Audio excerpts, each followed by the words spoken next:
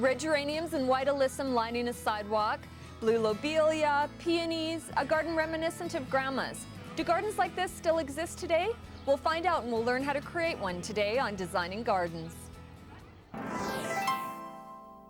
Mark Lelonde is head gardener at Calgary's Heritage Park. His job is to study and recreate old gardens. Well, this garden would be from the time frame of, say, the Victorian to the Edwardian garden. So in around about from 1860 right up to about 1914. Mark says gardening early in the last century was very experimental. Settlers brought many species over from Europe to test. Some worked, some didn't. Peonies are a tough plant that has been growing for a long time. Another one I really love is, I was looking in a horticultural paper done here in Calgary in about 1911, and it mentions hollyhocks as old-fashioned. Mark tells us that many of the flowers are the same today, but new varieties of the old favorites have been developed. Yeah, and this book is copyrighted 1909 from Villemort and Andrew, very famous horticulturists from France.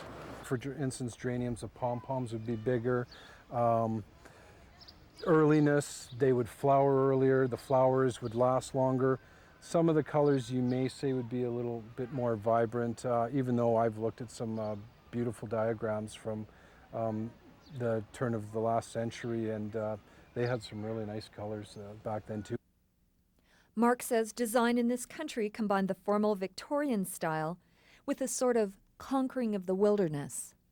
Victorian gardens incorporated a lot of different designs. They took the Italians and the French and even the Chinese, and they took the best of those gardens. But I think a big part of Victorian gardens was to sort of harmonize with the natural landscape beyond. And you can still spot old-fashioned gardens here and there, but many of them have been replaced with low-maintenance designs.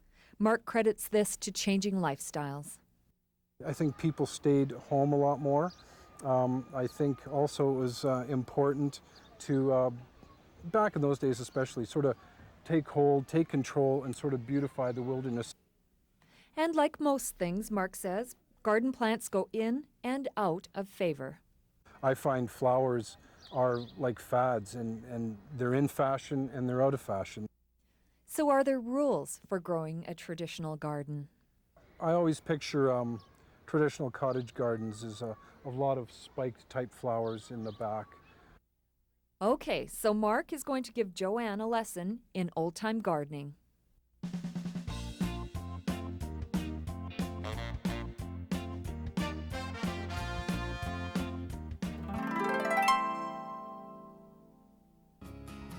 Well, I hope you've enjoyed our trip down memory lane, and I hope we've given you some good tips for planting an old-fashioned garden.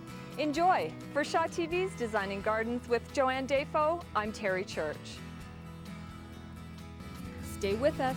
Joanne has her weekly tips up next.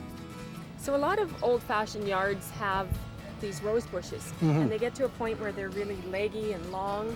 Is there a way that you can actually rejuvenate them and have the growth come up more on the bottom? Yeah, what I would recommend, and actually I would recommend it with a lot of shrubs, if you do want to rejuvenate your shrubs and get some new growth, what you would do is maybe cut out a third of the old branches and let some of the new ones come up.